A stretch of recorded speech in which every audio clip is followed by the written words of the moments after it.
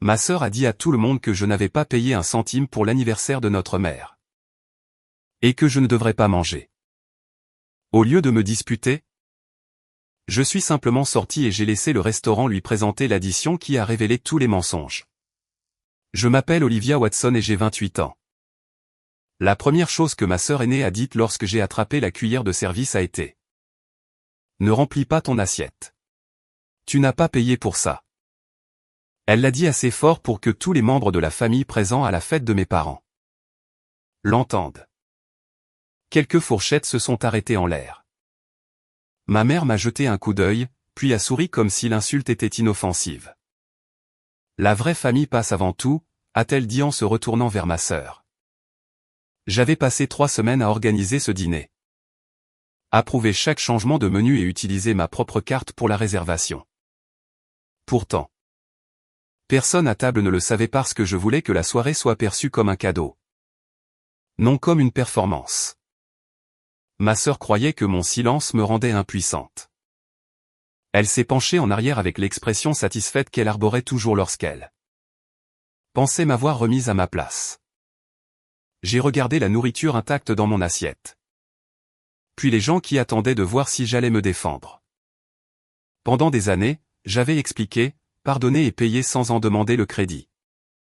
Ce soir-là, j'ai compris qu'une autre explication ne ferait que leur donner une nouvelle chance de m'ignorer. Alors, j'ai hoché la tête, plié ma serviette, mis mon manteau rouge et je suis sorti. Dans le hall, j'ai demandé au directeur de retirer mon autorisation de paiement de la facture finale. J'étais prête à perdre la compte, mais je ne financerais pas une minute de plus d'humiliation. Quelques instants plus tard, il a rapporté le porte-facture à la table. À travers les portes vitrées, j'ai vu le sourire de ma sœur disparaître alors qu'il disait: la femme en robe rouge a annulé le paiement de la réservation et m'a demandé de vous remettre ceci. Leurs visages ont perdu leur couleur, mais l'addition n'était que le début. Avant que je ne vous raconte ce qui est arrivé après que je sois parti et ce que ma famille a découvert en ouvrant cette addition. Dites-moi quelle heure il est là où vous êtes, d'où vous regardez, et quel temps il fait chez vous. Je suis curieuse de voir jusqu'où cette histoire voyagera. 3 semaines plus tôt, ma mère Joanne avait appelé pour dire qu'elle voulait un simple dîner pour son 60e anniversaire. Dans notre famille, simple ne le restait jamais longtemps. Mon père Thomas a suggéré la Seabrook Terrace. Une salle à manger privée dans un hôtel côtier où mes parents avaient célébré leur anniversaire des années auparavant. Ma sœur aînée, Grace, a immédiatement annoncé dans la discussion de groupe familial qu'elle s'occuperait de la vision. Puis a disparu chaque fois que l'hôtel demandait un acompte, une sélection de menus, le nombre d'invités ou un accord signé. J'avais récemment reçu une promotion au cabinet d'architecture où je travaillais. Et j'ai décidé de couvrir le dîner comme cadeau pour maman. Je n'ai pas dit à la famille le montant. J'ai seulement dit à Grace que la réservation était confirmée et je lui ai demandé de m'envoyer les restrictions alimentaires avant vendredi. Elle a répondu avec un pouce levé, puis a publié: tout est pris en charge. Maman mérite le meilleur. Les membres de la famille l'ont remercié. Maman a envoyé 3 émojis en forme de cœur. J'ai fixé l'écran plus longtemps que je n'aurais dû, me demandant pourquoi cela me faisait encore mal de voir Grace recevoir des éloges pour un travail qu'elle n'avait pas fait. Ce n'était pas nouveau. Quand j'avais 16 ans, j'ai conçu le programme pour l'anniversaire de nos grands-parents. Et Grace a dit à tout le monde qu'elle avait organisé l'événement. À la remise des diplômes universitaires, elle a porté un toast sur la façon dont elle m'avait guidé à travers mes études. Bien que nous nous soyons à peine parlé cette année-là. Chaque fois que je corrigeais les faits, maman disait que j'étais trop sensible. Chaque fois que je restais silencieuse, Grace traitait mon silence comme une permission. Pourquoi est-ce que je continuais à espérer que la générosité rendrait les gens justes? J'aimerais pouvoir dire que j'avais une réponse noble. La vérité était plus laide. Je voulais toujours que ma mère me regarde avec cette fierté simple qu'elle accordait à Grace. Je voulais une soirée en famille où personne ne nous comparerait, ne me corrigerait, ou ne transformerait mes efforts en preuve que j'en faisais trop. Alors, j'ai signé le contrat, payé un acompte non remboursable de $2000 pour la salle, et autoriser ma carte pour le solde estimé après le service. Le forfait initial du dîner était juste en dessous de 8 000 $. Puis, Grace a commencé à faire des changements. Elle a ajouté un accord mets et vin premium, une tour de fruits de mer, des arrangements floraux personnalisés et 6 invités que je n'avais jamais rencontrés. Chaque fois que le coordinateur de l'événement me mettait en copie d'un courriel, Grace répondait la première. Approuvé. Olivia est au courant. J'ai appelé le coordinateur, un homme calme nommé Daniel. Et j'ai clairement indiqué qu'aucune charge supplémentaire ne pouvait être finalisée sans mon consentement écrit. Il s'est excusé et a annoté le dossier. J'ai approuvé les fleurs pour maman et rejeté le reste. 2 jours plus tard, Grace m'a appelé. Pourquoi rends-tu les choses difficiles? A-t-elle demandé. Maman n'a 60 ans qu'une seule fois. Je lui ai rappelé qu'elle était libre de payer elle-même pour les suppléments. Elle a ri. Tu rends toujours l'argent si gênant. Cette phrase m'a tout dit. Grace voulait l'autorité d'une hôtesse sans en avoir le coup. Pourtant, j'ai maintenu la réservation. J'ai choisi un gâteau bleu et argent car c'étaient les couleurs préférées de maman. Préparé un court diaporama de photos de famille, et organisé le transport pour nos grands-parents. J'ai même demandé à Daniel de ne pas annoncer qui avait payé. Je ne veux pas de discours sur moi, lui ai-je dit. C'est pour ma mère. Le soir de la fête, je suis arrivé en avance, vêtu d'une robe rouge et d'un manteau assorti. Daniel a examiné l'estimation finale avec moi. 9 400 $, incluant le service, les taxes et les fleurs que j'avais approuvées. Ma carte serait débitée après le dessert. J'ai signé l'autorisation mise à jour et glissé la copie dans mon sac à main. Grace est arrivée 20 minutes plus tard en blanc. A embrassé maman sur les 2 joues et a commencé à diriger le photographe comme si elle était la propriétaire des lieux. Elle a déplacé les cartons de table. S'est plainte que les centres de table étaient trop bas et a dit à 2 membres de la famille qu'elle avait travaillé sans relâche pour créer cette soirée. Je l'ai entendu, mais je n'ai rien dit. Une partie de moi gardait la vérité pour plus tard. Une autre partie essayait encore de protéger l'anniversaire de maman pour qu'il ne devienne pas un autre champ de bataille. Au dîner, Grace a pris le siège à côté de maman et m'a placé près du bout de la table. Quand j'ai discrètement déplacé mon carton de table vers le siège de l'hôte que Daniel m'avait assigné, Grace a haussé un sourcil. C'est pour celui qui a organisé ça, a-t-elle dit. J'ai croisé son regard et demandé, es-tu sûr de vouloir que ce soit la règle? Elle a souri parce qu'elle pensait que je bluffais.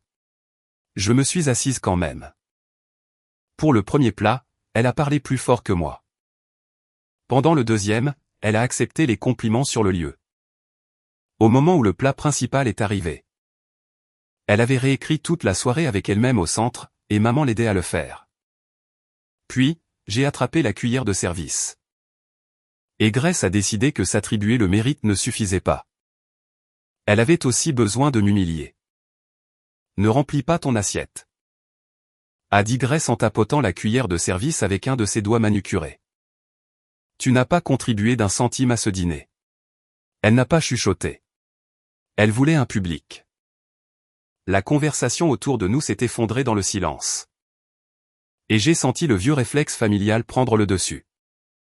Tout le monde m'a regardé pour voir avec quelle grâce j'allais absorber l'insulte.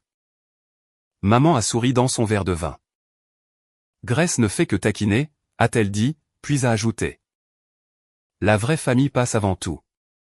Nous devrions être reconnaissants envers les personnes qui se sont réellement présentées pour moi.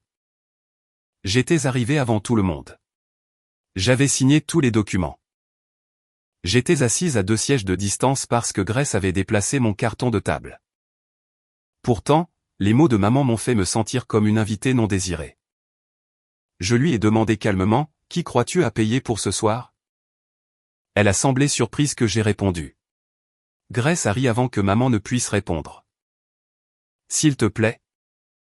Tu as probablement réservé la chambre avec les points d'hôtel de papa et tu t'attends à une parade. Un cousin a baissé les yeux.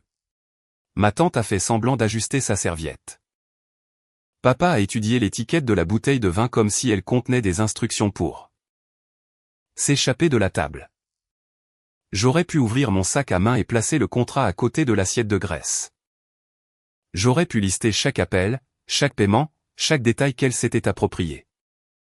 Mais une question m'a arrêté. Si la preuve était le seul langage qu'il respectait, pourquoi est-ce que je continuais à me porter volontaire pour payer pour des gens qui avaient déjà décidé que je ne valais rien? J'ai reposé la cuillère de service. Tu as raison, ai-je dit. Grace a cligné des yeux. Elle s'attendait à une dispute.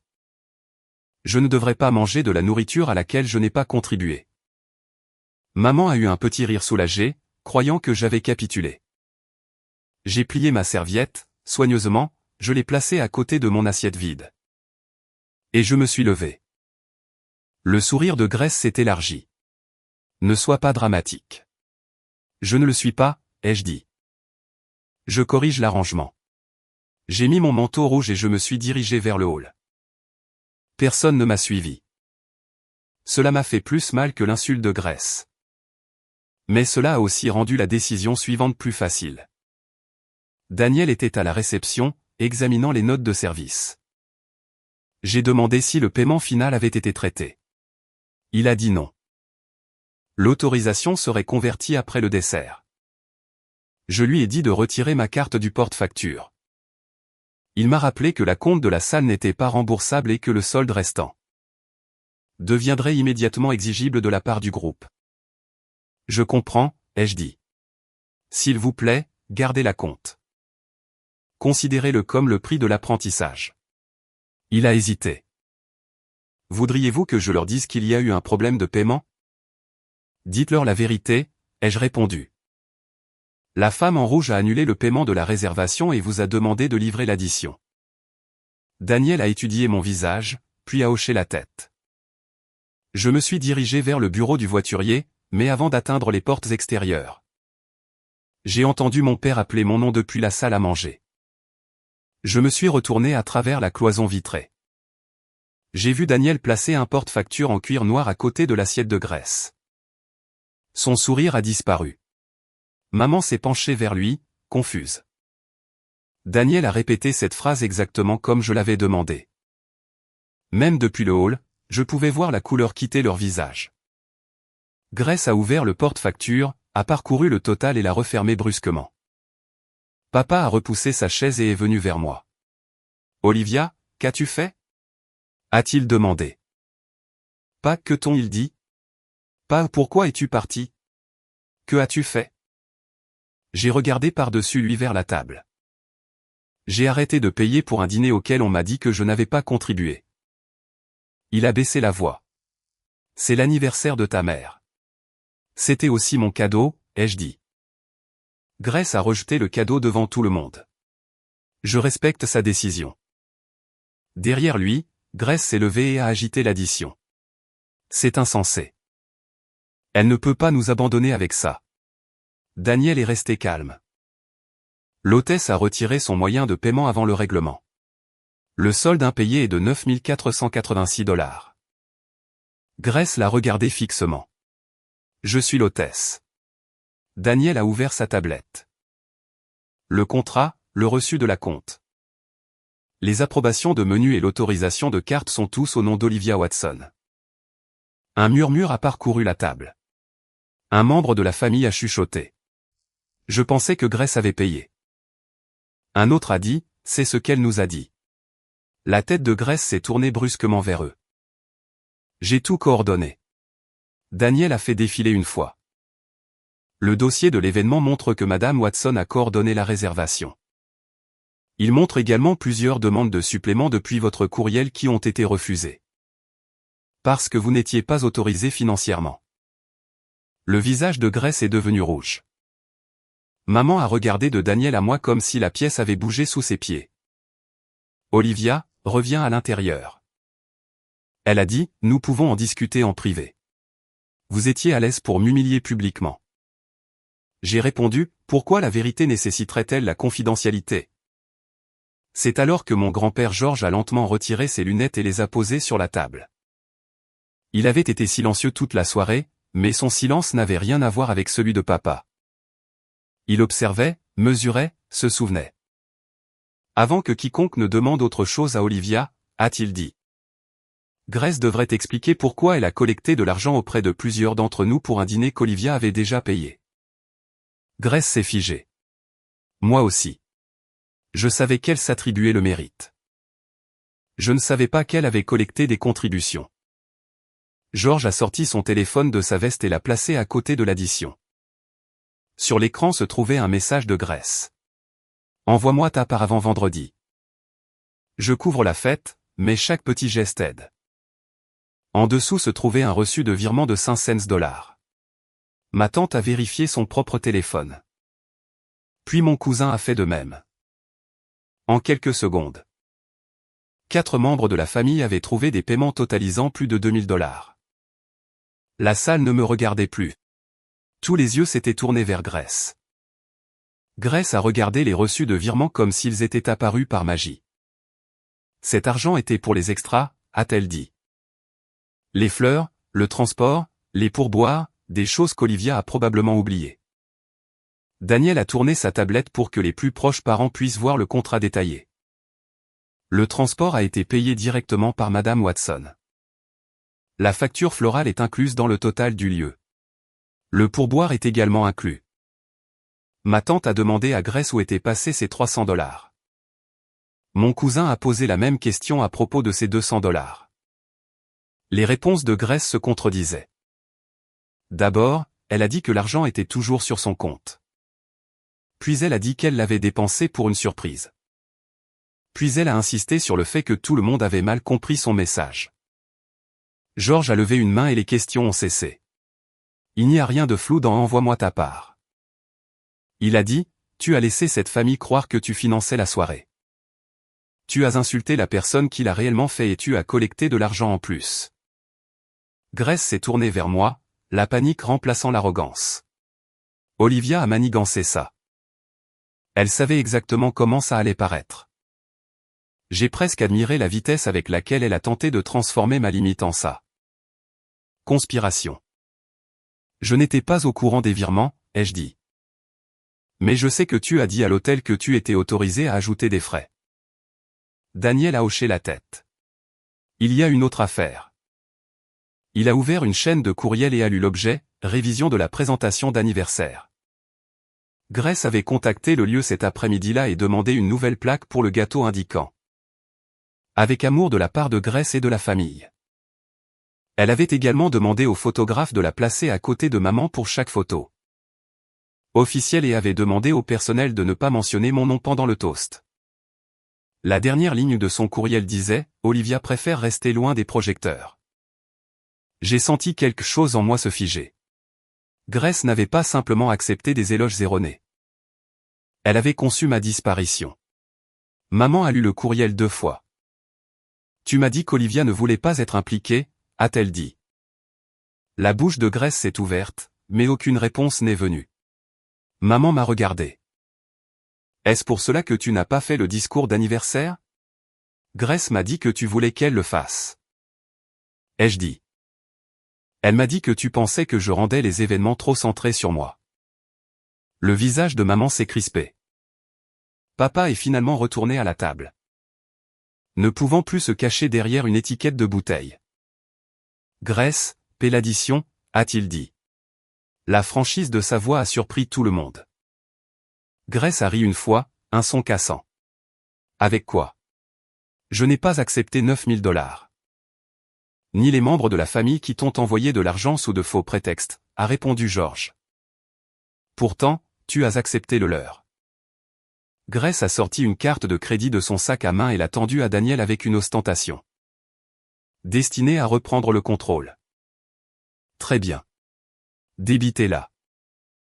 Ensuite, tout le monde pourra arrêter de faire comme si j'avais commis un crime impardonnable. Daniel a apporté la carte au terminal. Nous avons attendu. La machine a bipé.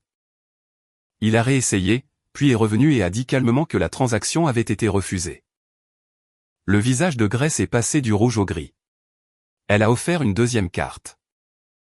Celle-là a été refusée aussi. Personne n'a ri. Leur silence était pire. Il a dépouillé l'image. Grace avait passé des années à polir l'image de la fille qui réussit, de l'organisatrice généreuse. De la personne qui savait toujours mieux. Maman avait l'air dévastée, mais pour une fois, elle ne s'est pas précipitée pour la protéger. Tu m'as dit que tu avais payé pour le lieu, a-t-elle dit. Tu m'as laissé te remercier devant tout le monde. Les yeux de Grace se sont remplis de larmes, mais sa voix est restée vive. J'allais m'arranger. Olivia a toujours de l'argent. Elle aime sauver tout le monde. Cette phrase a mis fin à toute sympathie qui restait dans la pièce. Je suis revenu à travers les portes vitrées et je suis retourné au bord de la table. Non pas pour les sauver, mais parce que je voulais que Grace m'entende clairement. J'aimais aider, ai-je dit. Ce que je n'aimais pas, c'était d'être effacé pendant que tu dépensais mon argent comme preuve de ta générosité. Grace a chuchoté, tu vas vraiment laisser maman avec cette addition? J'ai regardé maman. Non, celle de Grace. Elle a revendiqué le dîner, accepté le crédit, collecté les contributions et m'a dit de ne pas manger. La propriété a un prix. George a demandé à Daniel de séparer les frais que Grace avait demandé du forfait initial. Daniel a expliqué que le groupe pouvait régler l'addition en utilisant plusieurs cartes. Papa a payé une partie. Maman a utilisé de l'argent d'un compte d'épargne. Plusieurs membres de la famille ont appliqué leurs contributions antérieures seulement après que Grace les leur ait remboursées. Grace est restée à table, effectuant remboursement après remboursement pendant que tout le monde regardait le solde de son compte diminuer. Elle a dû emprunter le montant final à papa, qui lui a dit que ce serait documenté et remboursé mensuellement. Le dîner a continué seulement parce que le lieu avait déjà servi la plupart des plats. Mais la célébration était terminée. Personne n'a demandé à Grace de faire le toast. Le photographe a retiré sa liste de photos demandées. La plaque du gâteau a été remplacée par le message original que j'avais approuvé. Joyeux 60e anniversaire maman. Quand Daniel m'a offert une part, j'ai refusé. J'avais perdu $2000, mais j'avais gagné quelque chose que je n'avais jamais pu acheter. Une réponse claire. Ils n'avaient pas manqué de reconnaître mes efforts parce que je les avais mal expliqués. Ils avaient échoué parce que mon silence était pratique pour eux. Alors que je partais pour la deuxième fois, maman m'a suivi dans le hall. S'il te plaît, ne laisse pas cela détruire la famille, a-t-elle dit. Je me suis tourné vers elle et j'ai posé la question que j'avais évitée toute ma vie. Pourquoi la famille n'est-elle considérée comme détruite que lorsque j'arrête d'accepter les dommages? Elle n'avait pas de réponse. Je suis rentré seul à la maison, mais pour la première fois, je ne me sentais pas abandonné. Je me sentais achevé. Les messages ont commencé avant que j'atteigne mon appartement. Papa a écrit, ta mère pleure. Grace a écrit, tu m'as humilié exprès. Maman a appelé 6 fois. Puis a envoyé un message vocal me demandant de revenir et de finir la soirée avec Grace. La formulation aurait été drôle si je n'avais pas entendu l'accusation sous-jacente. Il croyait encore que la paix était quelque chose que je produisais en avalant la vérité. J'ai éteint mon téléphone et j'ai mieux dormi que je ne l'avais fait depuis des mois. Le lendemain matin, j'ai trouvé 37 messages dans la discussion de groupe familial. Grace avait publié une longue explication affirmant qu'elle avait collecté des contributions parce qu'elle avait l'intention de me rembourser plus tard. George a répondu par une seule phrase, alors montre le virement que tu prévois de faire. Elle n'a pas répondu. Ma tante a demandé pourquoi Grace avait changé la plaque du gâteau. Mon cousin a partagé une capture d'écran de Grace lui disant, Olivia a à peine aidé. Donc je couvre presque tout. Maman a demandé à tout le monde d'arrêter de discuter de questions privées dans le groupe. George a écrit, la tromperie a eu lieu dans ce groupe. La correction doit y avoir lieu aussi. Je n'ai rien ajouté. Pour une fois, les faits travaillaient sans mon labeur. Le lundi, Grace est venue dans le hall de mon bureau sans rendez-vous. Elle portait des lunettes de soleil et tenait une enveloppe. Je l'ai rencontrée en bas parce que je ne voulais pas d'elle près de mes collègues. Elle a poussé l'enveloppe vers moi. À l'intérieur se trouvait un chèque de $2000, le montant de mon acompte perdu. Tiens, a-t-elle dit. Maintenant, nous sommes quittes. Je le lui ai rendu. Nous ne sommes pas quittes. L'argent est la partie la plus facile. Elle a enlevé ses lunettes de soleil. Ses yeux étaient fatigués, mais sa colère était intacte. Que veux-tu d'autre? Un public? Une exécution publique? Je veux une correction publique, ai-je dit. Dis à la famille que j'ai planifié et financé le dîner. Dis-leur que tu as collecté de l'argent tout en prétendant que tu payais. Rends chaque contribution.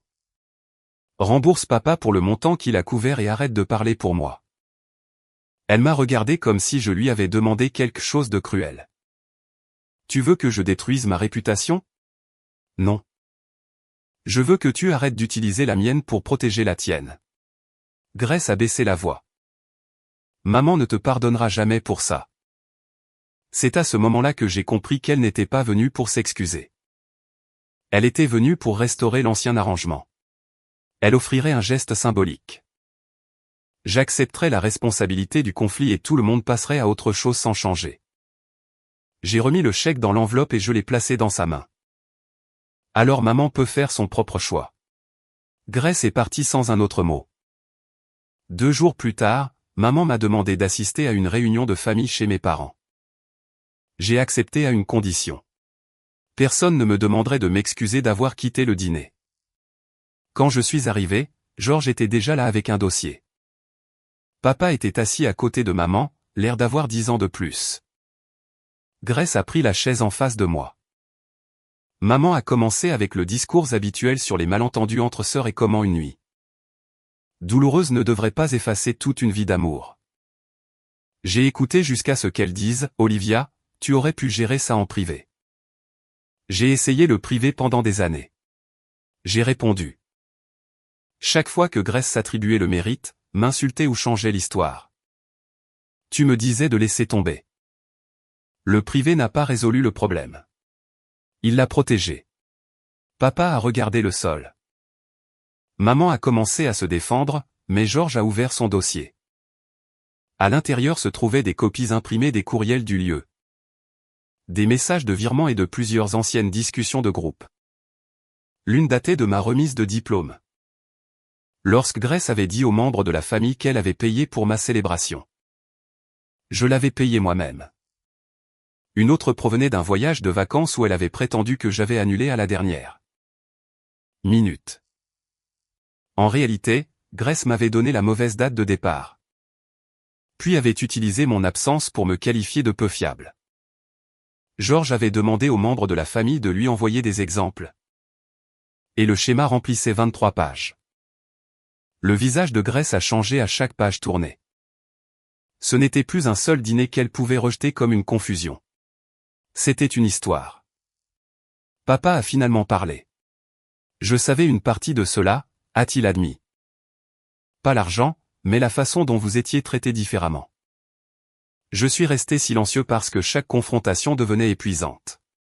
Je l'ai regardé. Ton silence était une décision. Il a simplement rendu la vie de Grace plus facile et la mienne plus difficile. Il a hoché la tête lentement.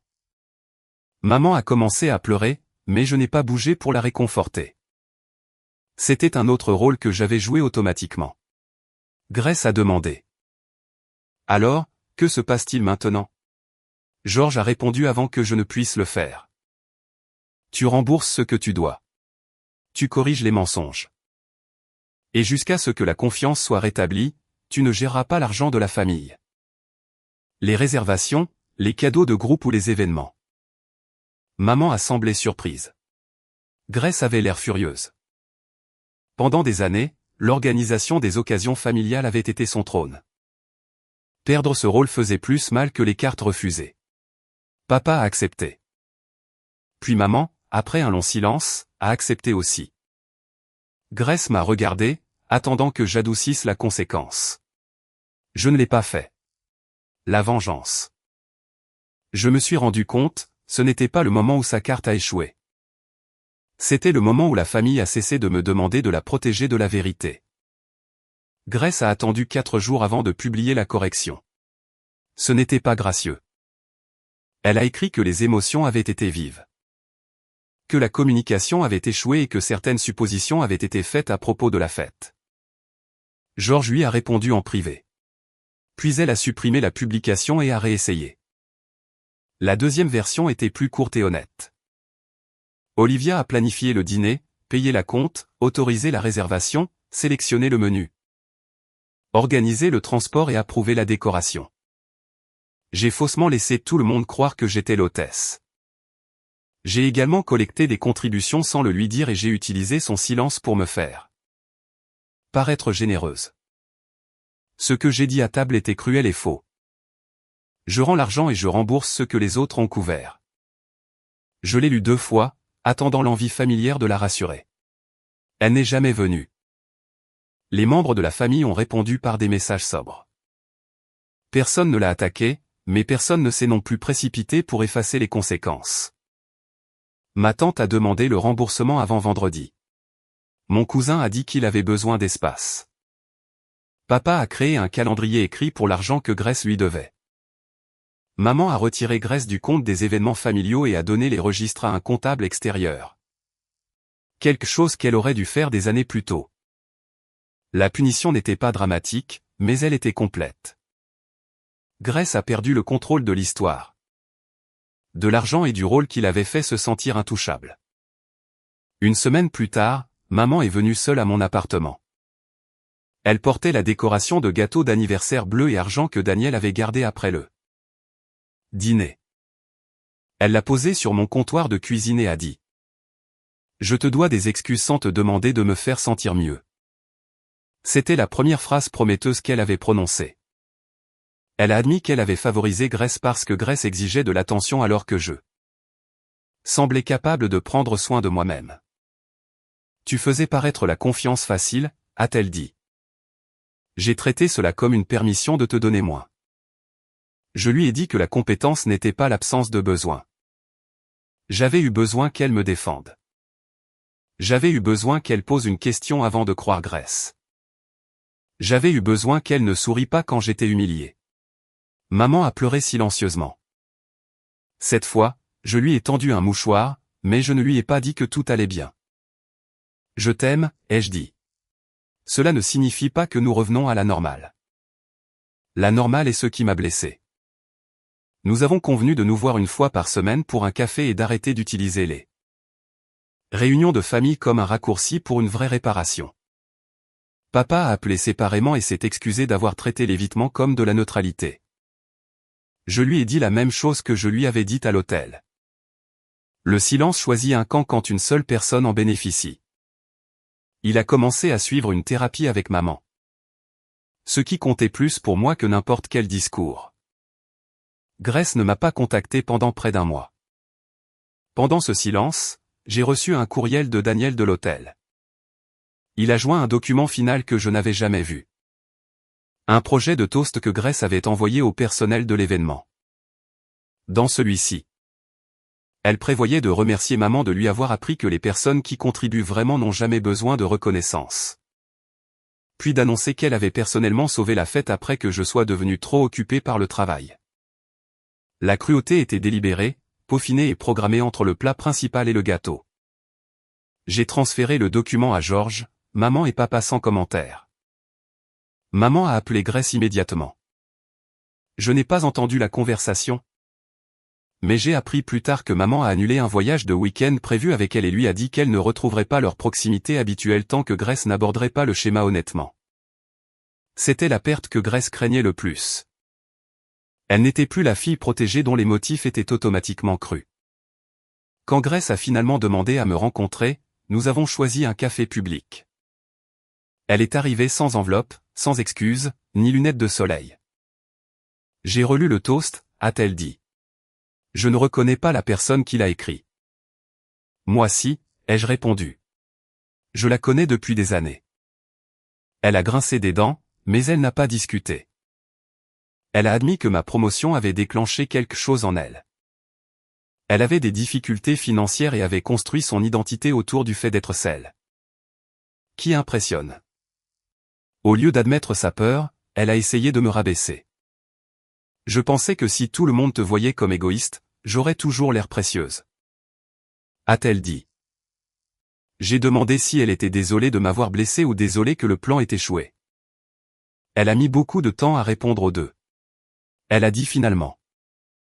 Ce n'était pas la réponse parfaite, mais c'était honnête. Je lui ai dit que je n'étais pas prête à lui pardonner et que je ne lui ferais peut-être plus jamais confiance avec de l'argent ou ma réputation. Elle a hoché la tête. Que puis-je faire? Changer quand personne ne regarde, ai-je dit. Et arrêter de t'attendre à avoir accès à moi comme preuve que tu as changé. Nous sommes partis séparément. Il n'y a pas eu de câlin, pas de musique, et pas de guérison instantanée. Cela a rendu le moment plus réel que toutes les promesses familiales que nous avions faites auparavant. 6 mois plus tard, maman m'a invité à un petit dîner de famille dans le même hôtel. Mon premier instinct a été de refuser. Puis elle a envoyé la confirmation de la réservation. Le reçu payé et une liste d'invités sans surprise. Tu n'as rien besoin d'organiser, disait son message. Tu as seulement besoin de décider si tu veux venir. Cette distinction comptait. J'ai accepté. Quand je suis arrivé, Grace était déjà assise, mais elle n'avait pas touché au carton de table, au menu, ou à l'horaire du photographe parce qu'il n'y avait pas de photographe. Le dîner était simple, entièrement payé et intentionnellement ordinaire. Maman l'avait organisé elle-même avec papa. Georges était assis en bout de table, observant tout le monde avec le léger sourire d'un homme qui savait que le progrès était moins impressionnant que la performance, mais bien plus précieux. Grace m'a salué poliment. Elle n'a pas tenté d'excuses dramatiques. Au cours des mois précédents, elle avait remboursé chaque membre de la famille et effectué 3 paiements à papa. Elle avait également arrêté de gérer les événements familiaux et commencé à voir un thérapeute. Je savais ces choses parce que maman les mentionnait occasionnellement. Non pas parce que Grace les utilisait pour négocier le pardon. Cette différence comptait aussi. Pendant le plat principal, un plat de service a été placé entre Grace et moi. Pendant une seconde suspendue, je me suis souvenu de son doigt tapotant la cuillère et de sa voix me disant de ne pas remplir mon assiette. Grace s'en est souvenue aussi. Elle a déplacé le plat vers moi et a dit « Toi d'abord ». C'était un petit geste. Je ne l'ai pas pris pour une transformation, mais je l'ai accepté. J'ai rempli mon assiette sans m'excuser. Plus tard, maman s'est levée pour porter un toast. Elle a remercié papa pour son aide avec le dîner. Georges pour avoir insisté sur l'honnêteté et Grace pour avoir pris ses responsabilités. Puis elle m'a regardé. J'avais l'habitude de louer Olivia pour sa force alors que ce que je voulais vraiment dire, c'était que je m'attendais à ce qu'elle survive sans soutien. Elle a dit, j'avais tort. Sa générosité n'a jamais été une obligation et ses limites ne sont pas une punition. La pièce est restée silencieuse, mais ce silence ne m'a pas effacé. Il a fait de la place pour la vérité. Maman ne m'a pas demandé de répondre. Elle a simplement levé son verre. Cette retenue faisait partie de ses excuses. Après le dîner, Grace m'a trouvé près des fenêtres du hall. Je sais que nous ne sommes pas réparés, a-t-elle dit. Je sais aussi que j'ai passé des années à te rabaisser parce que j'avais peur de me sentir petite. Je lui ai dit que comprendre la raison n'enlevait pas le dommage. Je sais, a-t-elle dit. Je vais continuer à faire le travail de toute façon. Je l'ai cru à ce moment-là. Je savais aussi que la croyance ne nécessitait pas une confiance immédiate. Nous sommes retournés à la table séparément. La famille n'est jamais revenue à l'ancienne version de la normale. Grace n'était plus traitée comme la leader automatique. Papa ne disparaissait plus lorsque les conversations devenaient inconfortables. Maman vérifiait les faits avant de défendre qui que ce soit. J'ai arrêté de financer des célébrations pour gagner de l'affection.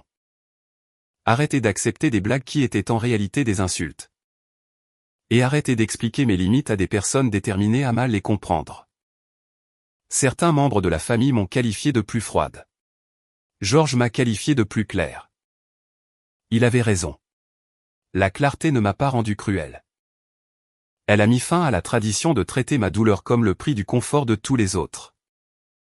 La nuit où Grace m'a dit de ne pas manger parce que je n'avais pas contribué d'un centime. Elle s'attendait à ce que je défende le coût de mon assiette. Au lieu de cela, j'ai arrêté de payer pour toute l'illusion. L'addition a exposé ses mensonges, Mais la véritable conséquence était plus grande. Elle a perdu la protection qui avait permis à ses mensonges de prospérer. Je n'ai pas eu ma vengeance en ruinant sa vie. Je l'ai eu en refusant de la laisser construire sa vie sur mon silence. Le pardon, s'il venait, serait gagné lentement et en privé. Le respect venait en premier. Et chaque fois que je me souviens être sorti dans ce manteau rouge, je ne pense plus à l'argent que j'ai perdu. Je pense à la partie de moi que j'ai finalement arrêté de donner. Alors dites-moi honnêtement. Si quelqu'un dans votre propre famille s'attribuait le mérite de vos sacrifices, vous humiliez en public et s'attendait à ce que vous continuiez à payer pour ce privilège, lui pardonneriez-vous une fois qu'il se serait excusé? Ou le forceriez-vous à prouver qu'il a changé avant de le laisser revenir dans votre vie? Nous espérons que cette histoire vous a apporté à la fois du drame et quelque chose de significatif. À méditer. Ce récit fictif a été créé uniquement à des fins de divertissement, d'éducation et de réflexion dramatique. Nous espérons qu'il vous rappelle que lorsque quelqu'un tient votre présence pour acquise, votre absence peut devenir la leçon à laquelle il ne s'attendait jamais. Mais la vraie victoire n'est pas le regret. C'est votre liberté.